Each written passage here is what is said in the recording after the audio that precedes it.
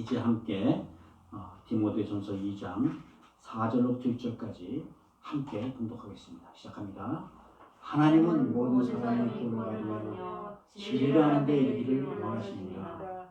하나님은 한 분이시요 또 하나님과 사람 사이의 중보자도 한 분이시니 곧 사람이신 그리스도 예수라. 그가 모든 사람을 위하여 자기를 대성으로 주셨으니 귀하게 이르러 주신 증거니라. 아멘. 아멘.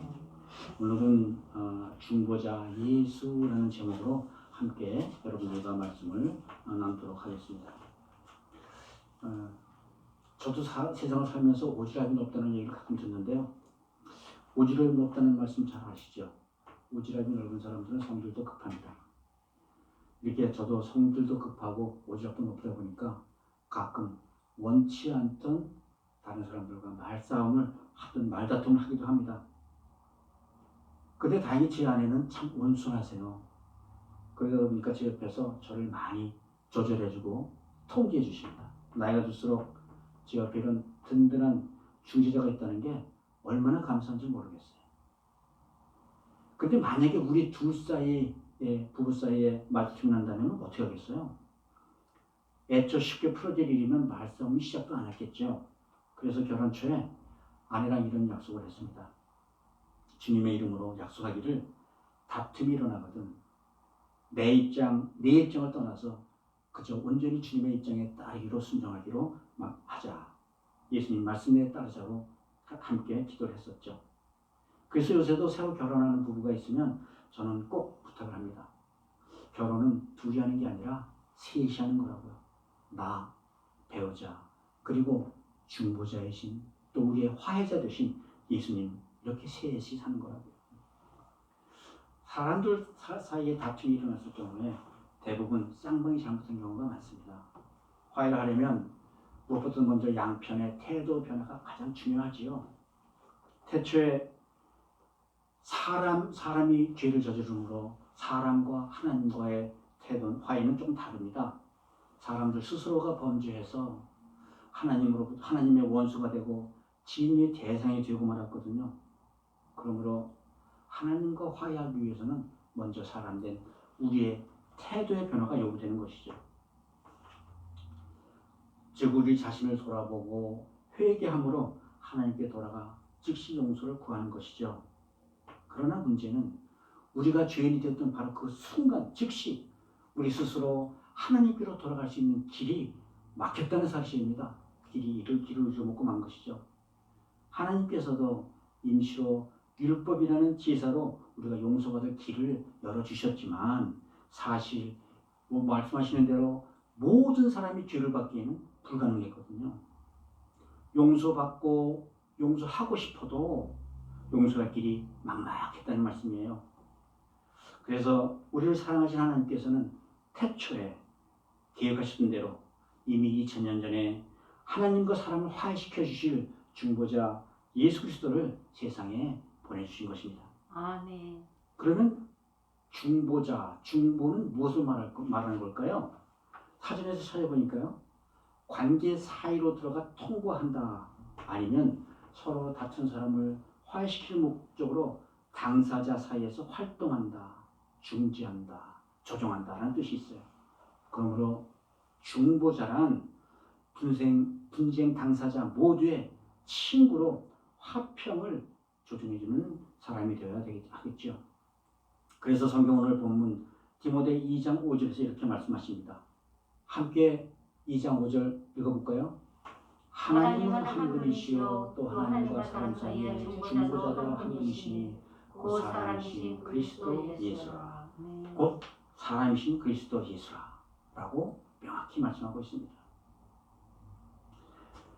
사람이자 하나님 되신 그리스도 예수만이 우리의 유일한 중보자가 되신다고 말씀하시는 것입니다. 우리가 흔히 말하는 중보기도는 남을 위한 기도, 즉 성경에서는 도고라고 표현하고 있죠. 이는 바로 탄원이고 성경이 말하는 오늘 말씀드리는 이 중보자와는 좀 틀린 것이죠. 중보기도는 남을 위해 그리스도인들이면 누구나 다 해야 되는 것이지만 중보자는 오직 예수 한 분뿐이심을 믿으시기 바랍니다. 구약에 처음으로 등장하는 중보기도는 창세기 18장에 아브라함의 탄원 기도에서 시작하죠. 하루는 새 천사가 아브라함에 나타나셨습니다. 이때 하나님께 할례로 약속한 아브라함에게 약속한 아들을 주시기 위해 찾아오신 거예요. 아브라함은 하나님을 잘 대접을 했고 또 이에 전송하는 아브라함에게 하나님께서는 우연히 말씀하시듯 한 말씀 하십니다. 죄악이 창군한 소돔과 고모라를 심판하기 위해 확인차 자신들이 그곳을 향한다고 말씀하신 거예요. 그래서 갑자기 아브라함은 그곳에 사는 조카 롯이 생각이 났습니다. 그래서 그는 주제넘게도 하나님의 심판에 거슬리는 탐 기도를 올리기 시작하죠. 하나님께서는 이 아브라함의 질의하고도 이 부끄러운 탐 기도를 다 들으시고 응낙하신 후에 길을 떠나십니다. 결국 이 아브라함의 탐 기도 덕분에 소돔과 고모라의 멸망에서 오직 롯과 그 두 딸은 구원을 얻은 것입니다. 아시다시피 마태복음 1장 1절은 이렇게 시작합니다. 아브라함과 다윗의 자손 예수 그리스도의 족보라 계보라. 아브라함의 인생은 예수 그리스도의 인생의 예표로서 예수 그리스도의 그림자였다는 것입니다. 죄악으로 물든 소돔과 고모라 사람들을 위하여 이 부끄러움을 무릅쓰고 탐 기도를 드리는 아브라함의 모습에서 우리는 이 땅에 오신 예수님의 모습을 찾을 수 있다는 것입니다. 아멘. 죄인들이지만 꼭 하나님과 그들을 화해시키려는 아브라함의 탄원 기도와 중보자로 이 땅에 오신 예수 그리스도의 모습. 그러므로 오늘은 예수 그리스도를 관한 첫 번째 시간으로 아브라함의 탄원을 통하여 중보자로 오신 예수님에 관한 말씀을 함께 나누도록 하겠습니다. 첫째로 우리는 중보자로 오신 우리 예수님은 우리의 친구가 되신 분이라는 겁니다. 창세기 18장을 보니까요. 아브라함과 사라에게 내년 이맘때쯤에 아들을 얻으리라고 이런 구체적인 약속을 하나님께서 말씀해 주시죠. 그리고 막 떠나시는 하나님께서 갑자기 잊어버렸던 것처럼 전송하는 아브라함을 향하여 우발적으로 혼잣말 하듯이 말씀해 주십니다. 이것이 여호와가 가라사대 나의 하려는 것을 아브라함에 숨기겠느냐. 즉 아브라함에게는 알려주지 않아도 되지만 그래도 친구인 내게는 말해줘야겠다는 그런 하나님의 속마음을 털어놓으신 거예요. 이 말씀은 아브라함을 하나님께서는 당신의 친구로 여기셨다는 것입니다. 하나님께서 아브라함에게 속마음을 털어놓는 친구가 되셨듯이 예수님 역시 우리의 친구가 되어 우리와 하나님 사이의 중보자로 우리들에게 오셨다는 것을 믿으시기 바랍니다. 아멘. 보통 우리가 하나님께 속마음을 털어놓지 않습니까? 그런데 오늘 본문은 하나님께서 당신의 속마음을 아브라함에 털어놓으셨다는 겁니다. 왜 그러셨을까요? 당신이 생각하기에 친하게 느끼신 거예요. 사람에게도 누구나 더 친한 사람이 있고 덜 친한 사람이 있잖아요. 친한 사람, 덜 친한 사람에게는 말도 골라서 하게 되고 또 어느 정도까지는 얘기하지만 더 이상 얘기 안 하잖아요. 그러나 친한 사람들에게는 마음의 비밀도 얘기를 합니다. 친한 사람들에게는 비밀이 없다는 것이죠. 그런데 이 말씀을 받는 아브라함은 약간 또 마음이 달랐습니다. 말씀에 순종하여 고향 하란을 떠난 이후 24년이 지나도록 아브라함은 아직 하나님께서 약속해 주신 수많은 자손에 대한 구체적인 결실을 아직 보지 못했었거든요. 중간중간에 약속을 더 말씀해 주셨지만 결과가 보이지 않으니 이 마음속에는 어느 정도의 갈등이 있었을 겁니다. 더구나 하갈에게서 이스마엘까지 낳았는데도 13년이 지나도록 하나님께서 이를 못마땅하게 여기시는 거예요. 그러니까 이 말씀은 아브라함이 원했던 뜻과 하나님의 뜻이 달랐다는 것이죠. 그러다 이번에 아브라함이 하나님과 할례 연약까지 맺자 하나님께서는 그의 이름을 아브라함으로 바꿔주십니다. 아브라함이 할례 연약을 맺는 그 순간 자신의 뜻을 포기하자 그때부터 하나님과 아브라함 사이가 굉장히 가까워진 것입니다. 그리고 하나님께서는 대낮에 오늘 아브라함에게 살아있는 모습으로 찾아오셨습니다. 아브라함은 또 그들이 하나님의 일행임을 즉시 알아챘다는 거예요. 그리고 극진히 대접했죠. 이전에 아브라함에게서는 절대로 볼 수 없었던 태도였죠. 또 하나님도 밤중에 꿈속에 나타나셨었죠. 이번에 하나님께서도 아브라함에겐 내년 이맘때에는 네가 아들을 얻을 것이야 라고 구체적으로 약속도 해주시죠. 이는 아브라함과 하나님이 이제 서로 속마음을 터놓을 수 있는 친구가 되었다는 것을 의미하는 것입니다. 아멘. 중보자가 되기 위해서는 서로 상대방 모두의 친구가 되는 것이 이렇게 중요하다는 것을 믿으시기 바랍니다. 아브라함을 찾아 먼저 친하지 원하신 하나님께서는 2000년 후에 하나님의 아들로 다시 이 땅에 오십니다.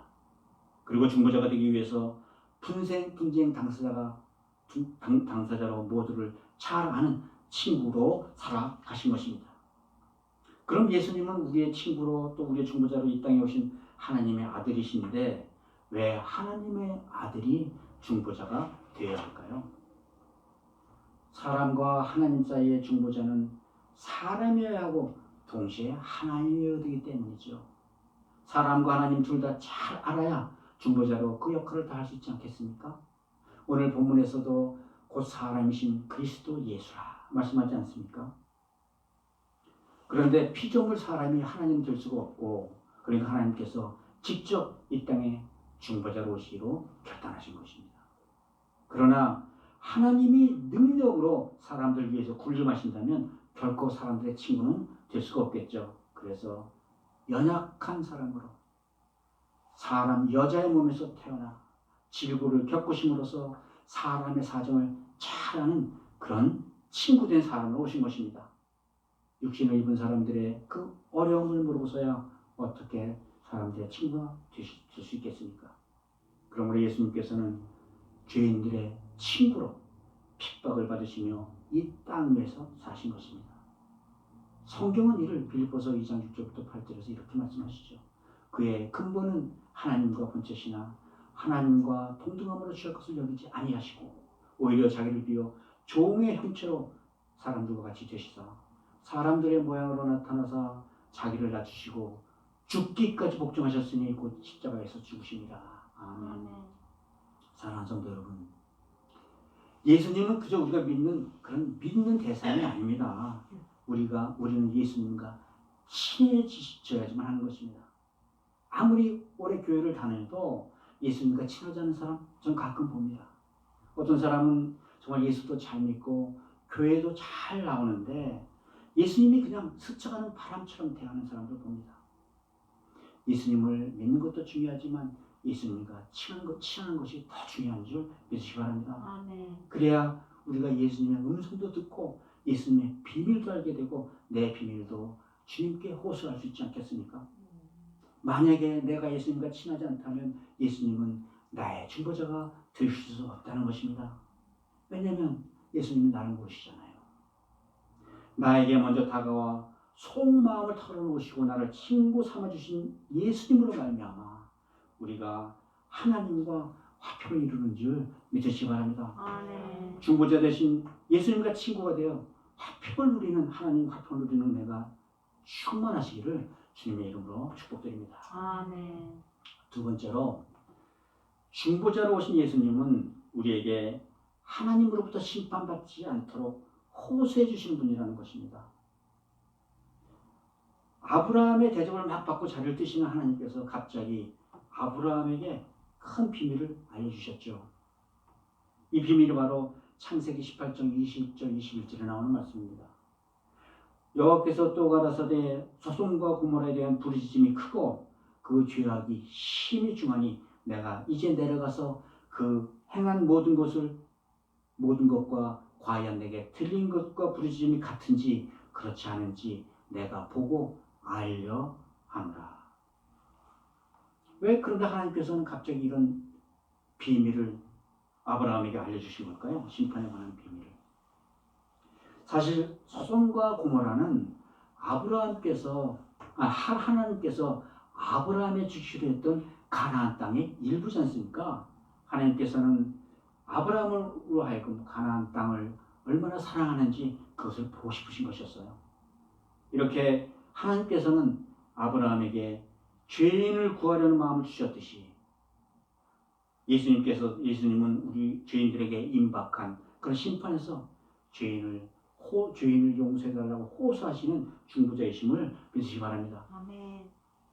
더불어 여기서 하나님께서는 아브라함에게 하나님의 심판이 무엇인지에 대해서도 알려주고 계십니다. 즉 하나님께서는 무조건 심판하신 분이 아니라는 거예요. 여기서 하나님께서는 최소한 두 가지를 알려주시죠. 첫째로 죄는 불에 짓는 소리가 있다는 것입니다. 죄는 그냥 가만히 있지 않죠. 아벨의 피가 땅에서 소리를 냈듯이 죄로 고통받는 사람들의 신음소리와 한탄소리가 있다는 것입니다. 아브라함에게 하나님은 그 고통의 부르짖음에 귀를 기울이시는 분이심을 알게 하시라는 거예요.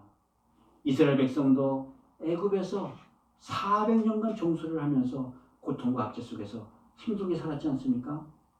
하나님께서 그 고통 소리를 들으셨기에 결국은 출애굽기에서 모세를 보내어 이스라엘을 해방시키시려 마음먹으신 것이죠. 또 하나님께서는 심판하시기 전에 꼭 확인하신다는 사실입니다. 본문에서 하나님은 소돔과 고모라를 내가 마음먹고 그냥 심판한다는 게 아니고 일단 오셔서 보시고 확인하신다는 말씀하시는 거잖아요. 확인하신다는 말은 마지막 기회를 한 번 더 주시겠다는 말씀입니다. 마지막 기회에 누구나 회개하고 행동을 바꾸면 바로 요나의 니느웨처럼 심판이 면해지는 줄 믿으시기 바랍니다. 그러나 소돔과 고모라 사람들은 결국 무례했고 악한 일을 저질렀습니다. 결국 하나님께서는 심판하시기로 마음을 결정하신 것이죠. 사랑하는 성도 여러분, 다른 사람들을 억울하게 눈물 흘리지 않게 만들지 마시기 바랍니다. 다른 사람들의 고통 소리가 하나님의 귀에 들린다는 사실을 기억하시기 바랍니다. 혹 심판받은 일을 저질렀다 생각나시거든 즉시 회개하고 주님께 돌아오시기 바랍니다. 이것이 주님께서 주신 마지막 기회를 잊지 않는 우리 모두가 되시기를 주님의 이름으로 축원드립니다. 다시 본론으로 돌아오면 아브라함의 전성을 받은 일행 중 두 천사는 이미 고돔과 소돔과 고모라를 향했고 이제 마지막 심판의 시간은 다가왔습니다. 이 아브라함은 당황하여 여호와를 가로막으며 안절부절하고 따지듯 묻습니다. 왜 주께서 의인과 악인을 함께 멸하시려 하시나이까?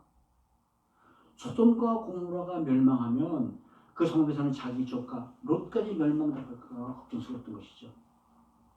그러면 롯은 누구길래 이렇게 아브라함을 당황하게 만들었을까요? 사실 롯은 24년 전 아브라함을 따라 하란을 떠날 때 그와 함께한 그의 조카입니다. 그러나 롯은 지극히 인간적이고 물질을 쫓던 그런 사람이었었어요. 아브라함과 롯의 목자 사이에 양치 문제로 문제가 생겼을 때 롯은 자기 이익을 찾아 한치 망설임도 없이 아브라함을 떠나 소돔과 고모라로 이사를 가고 만 사람입니다. 그 와중에 롯이 그 지역에서 일어나는 전쟁으로 포로로 붙잡혀가게 되자 아브라함은 그를 구하고자 그 소식을 듣고 자기의 노예 318명, 병사 318명을 끌고 무모한 전쟁을 도발하여서 결국 롯과 그 자족과 그 재물을 모두 구출하는데 성공하기도 했습니다. 아브라함에게 롯은 일종의 인생의 걸림돌 같은 사람이었어요. 대부분의 사람들은 남을 도와줄 때 자기가 손해보지 않는 정도에서 멈춥니다. 손해를 보면서 도와준 경우는 드물죠. 그러나 그런 롯이 살고 있는 성읍이 멸망당할 위기에 처해지자 아브라함의 마음이 아파왔습니다. 아브라함에게는 이상하게도 그 롯에 관한 무조건적인 사랑이 있었던 것입니다. 결국 하나님께서는 이런 아브라함의 마음을 읽으시고 롯의 가족만 구원해 주시죠. 이것이 바로 중보자의 마음인 줄 믿으시기 바랍니다. 아멘. 사랑하는 성도 여러분, 중보자는 자신의 이익이나 편리에 따라서 화평을 중재하지 않습니다. 예수님께서는 인생의 걸림돌이 되었던 롯마저 무조건 사랑해서 그가 심판에 이르지 않도록 하나님께 청원드렸던 아브라함처럼 나처럼 별볼일 없는 사람, 배신이 밥 먹듯이 하는 사람, 나만 잘 되면 다른 사람은 아무런 상관없는 사람, 더구나 어떤 데 가끔 하나님께 대드는 그런 그런 나 같은 사람조차 잊지 않으시고 버리지도 않으시고 나를 위해 십자가에 못 박혀 돌아가셨다는 것입니다.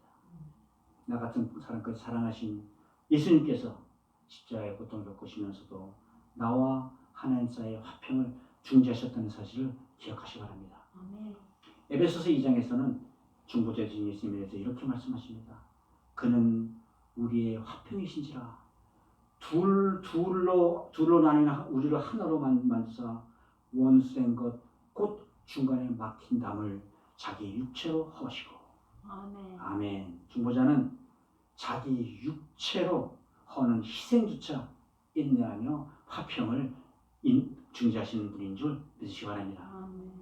중보자 되신 예수님으로 말미암아 임박한 심판을 당한 내가 내 죄를 용서받는 은혜를 누리시는 줄 아시기를 우리 모두 주님의 이름으로 축복드립니다. 아멘.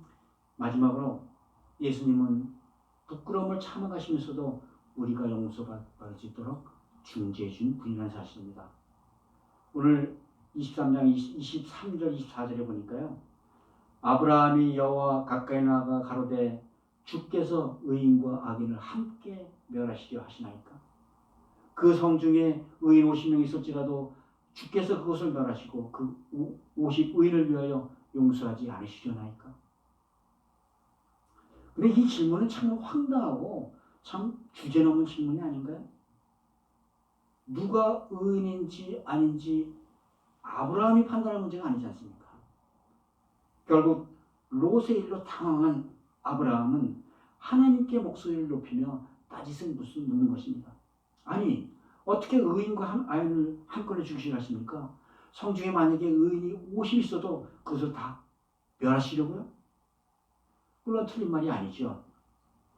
아브라함은 정말 별볼일 없는 롯 하나 때문에 전능하신 하나님 앞에서 자기의 처지를 잊고 하나님께 따지고 있는 것입니다.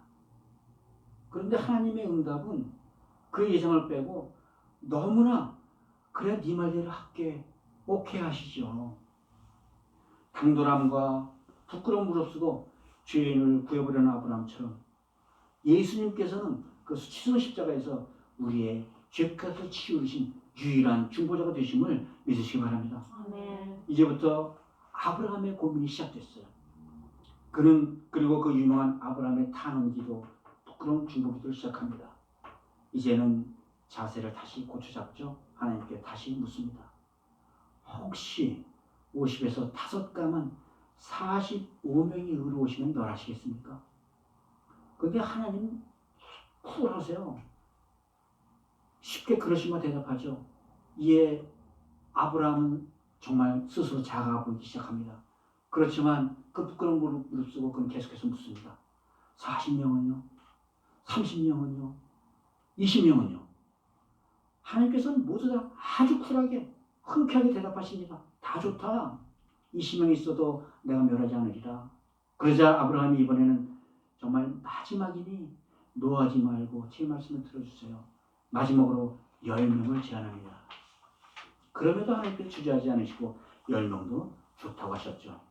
그리고는 서로 헤어져 각기 자기 갈 곳으로 갔다고 성경은 전합니다. 사랑하는 성도 여러분, 여러분들은 이 대화를 들으시면서 무슨 생각이 드셨습니까? 50명에서 45명으로, 다시 40명으로, 30명으로, 20명으로, 10명으로 숫자를 바꿀 때마다 아브라함의 마음은 얼마나 부끄러웠겠습니까? 제가 생각하기에 아브라함은 너무 부끄러워서 스스로 아주 비참한 심정까지 됐으리라 생각합니다. 이것이 바로 중보기도자의 심정이라는 것입니다. 정말 하잘 것 없고 멸망당에 마땅한 그런 사람들을 위해서 간구하는 것이죠. 전능하신 하나님께 잘못 대들다가는 오히려 유치하고 정직하지 못했던 자기가 화를 당할 수도 있었습니다. 그러나 아브라함은 끝까지 사랑하는 롯을 위하여 수치를 각오한 모험을 시작한 것이죠. 그런데도 아브라함은 끝까지 마지막 한 사람 롯을 구해달라는 말씀을 전하지 못합니다. 자신의 핏줄의 유익을 위한 마지막 끝맺음을 못한 것이에요. 남의 유익을 위해 나의 유익이 희생되었기에 헤어지는 아브라함의 마음은 정말 참으로 찢어질 듯 아팠을 것입니다. 그러나 하나님께서는 자기의 유익을 굳지 않는 아브라함의 탄원을 들으셨습니다. 이래서 중보기의 능력은 살아있는 것입니다. 소돔과 고모라는 멸망하였지만 롯과 그 딸은 심판 중에도 구원을 받았던 것입니다. 아멘. 이렇게 사랑은 수치를 당하는 겁니다. 누군가를 위해 수치를 겪을 때 이 수치가 바로 사랑과 같은 값이 되는 것이에요. 여러분의 자녀가 잘못되었을 때 부모 수치당할 때 참 많죠. 수치를 당하면서도 그 자녀를 사랑하기에 수치로 모르는 것입니다. 바로 이 사랑이 참 사랑이 되는 것이죠. 예수님도 마찬가지로 우리를 위하여 수치를 당하시고 매를 맞으시고 모멸감을 맛보셨습니다. 나를 사랑하사 잊지 못하신 하나님께서는 우리가 저지른 배신과 죄악 가운데서도 당신의 아들 대신 예수 그리스도로 하여금 아무 말 없이 십자가에 못 박혀 죽게 명령하신 것입니다. 그리고 그 아들은 아버지 말씀에 순종하여 십자가에 죽으면서도 우리를 용서달라고 비셨습니다. 누가복음 23장 34절입니다. 아버지여 저들은 저들이 하는 말을 무엇인지 모릅니다. 저들을 사하여 주옵소서. 자기가 하는 것을 알지 못하나이다. 이것이 바로 중보자의 기도라는 것입니다. 아멘. 예수님께서는 이런 수치와 모멸을 당하시기에 우리가 구원을 얻을 수 있게 되었다는 사실을 믿으시기 바랍니다. 아멘. 사랑하는 성도 여러분, 참된 중보 기도자는 모든 수치와 멸시를 참으면서도 기도하는 사람들입니다. 아멘. 아브라함이 롯을 위해 수치를 참아냈듯이 예수님께서도 나를 위해 그 수치스러운 십자가를 지신 것입니다. 아멘. 중보대 되신 예수님은 그 부끄러운 십자가에서 수치를 당하면서까지 우리의 죄값을 채워주셨습니다. 아멘. 나 때문에 십자가에서 부끄러움을 당하신 그 순간에도 예수님께서는 하나님께 나의 죄의 용서를 구하시는 그런 하나님의 아들 예수님이 되시는 것입니다. 아멘. 하나님의 아들 예수님이야말로 나의 진정한 중보자임을 깨닫고 믿으시기 바랍니다. 아멘. 부끄러운 십자가를 지시면서도 나를 위해 기도하시는 예수님으로 예수님께서 나의 중보자가 되신 은혜를 누리시는 우리 모두가 되시기를 주님의 이름으로 축복드립니다. 아멘. 이제 말씀을 냈습니다. 우리가 기도할 때마다 마치 노래 후렴 부르듯이 우리 주 예수 그리스도의 이름으로 기도합니다. 아멘 하지요.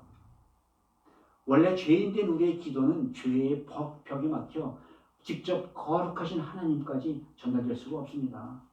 그래서 우리의 기도를 사람 되자 하나님 되신 중보자 예수님을 통하여 하나님께로 우리의 소원을 전달하는 것이죠. 그래서 예수님께서는 요한복음 14장 6절에서 이렇게 말씀하십니다. 내가 길이요 진리요 생명이니 나로 맘지 않고는 아버지께로 올 자가 없느니라. 아멘. 아멘. 그러면 예수님을 믿는 이들을 의롭게 여기는 하나님께서 우리의 기도를 받아주신다는 겁니다. 아멘. 이를 고린도 후서 1장에 이렇게 말씀하십니다. 사도 바울은 하나님의 아들 예수 그리스도는 예하고 아니라 함이 되지 아니하였으니 오직 그에게만 예가 되었느니라. 즉 하나님께서는 예수님의 이름으로 올리는 기도만 예스하시지 노하지 않으신다는 것입니다. 예수님은 이를 요한복음 14장에서 이렇게 말씀하시죠. 내 이름으로 무엇이든지 구하라. 그러하면 내가 행하리라. 아멘. 그러므로 우리가 올리는 기도는 우리의 진실한 중보자 되신 오직 예수 그리스도로 말미암아 이루어지는 줄 믿으시기 바랍니다. 아멘. 그런데 가끔 우리는 예수 그리스도의 어머니 마리아 이름으로 드리는 기도 드리는 사람들도 만납니다. 알아봤더니 그들은 1950년 오래전이 아닙니다. 1950년 1월 1일 교황 비오 12라는 사람이 마리아도 중보자임을 선포했다는 거예요. 죄인된 사람이 예수님 이외에 마리아도 중보자로 임명했다는 말씀입니다. 하기야 그 사제들 신부들은 오래전부터 하나님의 중보자로 많은 사람의 죄를 사해주고 있지 않았습니까? 참으로 엉뚱한 얘기가 아닐 수 없다는 것입니다. 사랑하는 성도 여러분, 십자가에서 돌아가신 예수님을 주요 구세주로 믿는 이들에게만 구원이 있다는 것입니다. 아멘. 그리고 구원을 입은 성도들만이 부활하신 예수님의 능력으로 이 땅을 살아가는 것입니다. 아멘. 우리의 유일한 주보자 되시는 예수님으로 말미암아 이 땅에서 우리가 천국을 누리는 줄 믿으시기 바랍니다. 아멘. 먼저 나의 친구가 되어주시고 심판받아 마땅한 죄인임에도 나를 사랑하시고 나아가 부끄러운 십자가에서 자기 목숨을 버리시면서까지 나를 위해 하나님과 중재시켰던 우리 중보자 예수님의 은혜를 누리는 하나님의 복된 성도들이 다 되시기를 우리 주 예수 그리스도의 이름으로 축복드립니다.